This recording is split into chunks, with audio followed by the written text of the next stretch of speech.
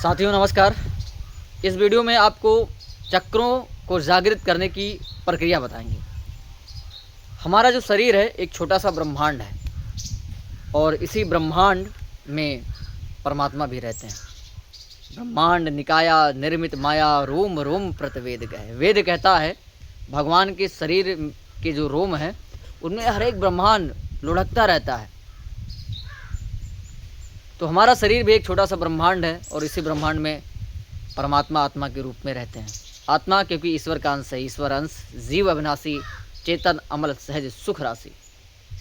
भगवान को प्राप्त करने के अनेक मार्ग हैं। योग मार्ग है, योगी लोग योग करके उस परमात्मा को प्राप्त कर लेते हैं तो वो परमात्मा उनके लिए हो जाएगा। ज्ञानी लोग ज्ञान के माध्यम से उस तत्व को प्राप्त कर लेते हैं तो वो ब्रह्म हो जाता है। और भक्त लोग भक्ति भावना आराधना से उस तत्व को प्राप्त कर लेते हैं तो उसी भक्त के लिए वो भगवान हो जाते हैं। तो ज्ञानियों के लिए ब्रह्म है, योगियों के लिए परमात्मा है और भक्तों के लिए भगवान है। एक ही तत्व तीन रूपों में विभाजित हो गया। ईशावास्मिनम विष्णु तत्व है, तत्वम विदा। वो तत्व तीन रूपों में, जैसे आटे से रोटी बन गई, आटे से पूड़ी बन गई, आटे से पराठा बन गया। स्वाद अलग अलग है लेकिन तत्व एक ही है। उदाहरण के तौर पर मिट्टी से घड़ा बन गया, मिट्टी से दीपक बन गया, मिट्टी से मिट्टी के खिलौने बन गए, हाथी बन गए, घोड़े बन गए, लेकिन उसमें जो तत्व है मिट्टी ही है। इसी प्रकार वो परमात्मा अनेक घट में वास है। जैसे एक उदाहरण और समझा दूँ आपको, बिजली है। बिजली समान रूप में तारों में जा रही है लेकिन दिखाई नहीं दे रही, लेकिन बिजली उसी बिजली की ताकत से पंखे में आ गई तो हवा देने लगी, हीटर में चली गई तो आग देने लगी, एसी में चलने लगी तो ठंड करने लगी। और जगह अनेक अनेक बिजली के का उपयोग करके उपकरण के माध्यम से उनसे काम लिया जाता है। ऐसे परमात्मा विराट है, जिस रूप में विभक्त हो गया उस स्वरूप का उसके प्रकटीकरण हो गया। परमात्मा के 24 अवतार बताए गए हैं शास्त्रों में। तो 7 चक्रों की जागृत करने की जो पहली प्रक्रिया है वो है ध्यान। ध्यान के 8 अंग हैं, यम नियम आसन प्राणायाम प्रत्याहार धारणा ध्यान और समाधि। ध्यान के बाद समाधिस्थ अवस्था, जब आपका ध्यान लग जाएगा तो आप लास्ट में समाधि में चले जाओगे, पूर्ण हो जाओगे, उस पूर्ण तत्व को प्राप्त कर लोगे जो पूर्ण है, शेष कुछ बचता ही नहीं है। 7 चक्र जागृत करने के लिए ये पहला अभ्यास। असंग हो जाओ, कट जाओ, जिता आसन जिता श्वासा जितेंद्रिया। पहले आसन को जीतो, बैठने का अभ्यास करो, 2-4 घंटे आप पलथी मार कर बैठो, पैर दर्द ना हो, ये अभ्यास कर लो। श्वास पर नियंत्रण करो, कुंभक रेचक पूरक, ये श्वासों को जीतो, क्योंकि श्वासों का संबंध मन से है। मन में कोई गुस्सा आ जाए, कोई उबाल आ जाए तो श्वास भी तेज हो जाता है। तो श्वास को जीतो प्राणायाम करके, मध्यम मध्यम श्वास लो, असंग हो जाओ, आसन को जीतो, श्वास को जीतो, सत्य बोलो, अहिंसा ना करो, अस्तेय, चोरी ना करो। इस प्रकार जब 8 नियम फॉलो कर लोगे तब चक्र में थोड़ा कुरमुनाहट होगा, एक आसन थोड़ा हिलेगी। और जब चक्र जागृत हो जाएगी, ध्यान लग जाएगा, समाधि में पहुंच जाओगे तो आपकी चक्र जागृत हो जाएगी।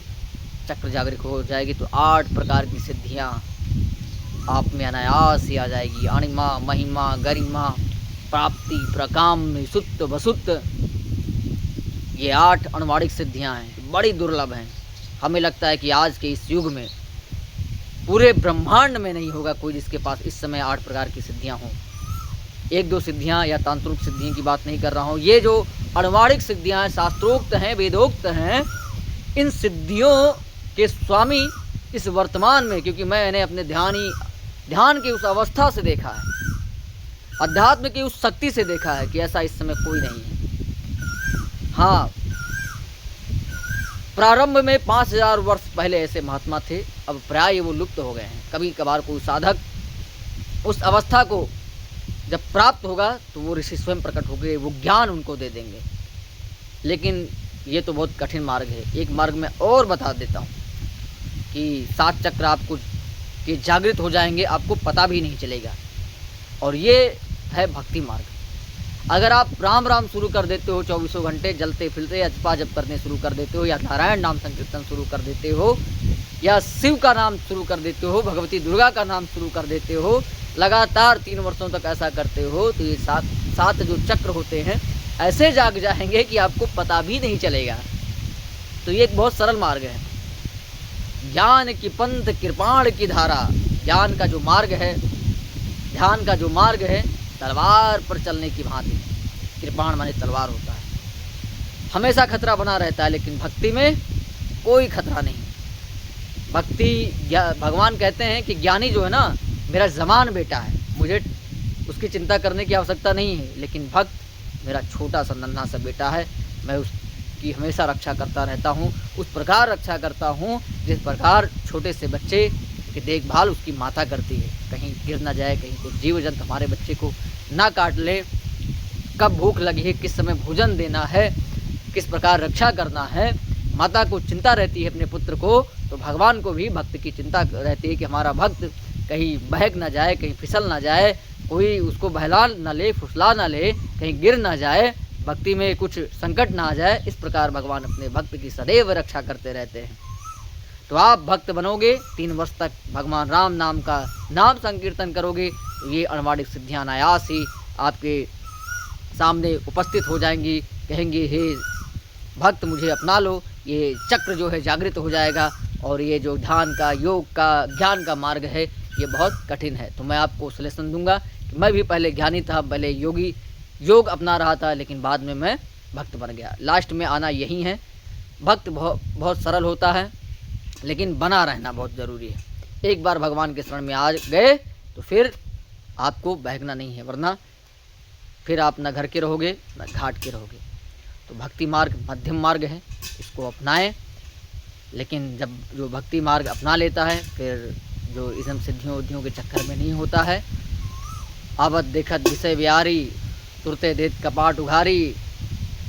विषय व्यारी आते देखते ही जो मन में जो अनेक इंद्रियां होती हैं वो कपाट उघाड़ देती हैं, लेकिन वो सब आपको नहीं करना है। भक्ति मार्ग का आश्रय लेकर के आप जीवन मुक्त होकर के भगवान की प्राप्ति कर लें। किसी विषय में और कुछ बताएंगे, थोड़ा थोड़ा करके मैं आप लोगों को बताता रहता हूँ। आप भी साधना अध्यात्म में रुचि रखते हैं तो चैनल को फॉलो कीजिए। हमारा फेसबुक पेज भी है, उसको भी फॉलो कर लीजिए और हमारे साथ इस आध्यात्मिक यात्रा पर साथ चलिए। हम आपको भी ले चलेंगे, वहाँ ले चलेंगे जहाँ पर जाने के बाद फिर कोई लौटता नहीं। ये मानव जीवन मिला है, अंतिम जीवन है, इसको ऐसे व्यर्थ नहीं गंवाइए। धन्यवाद।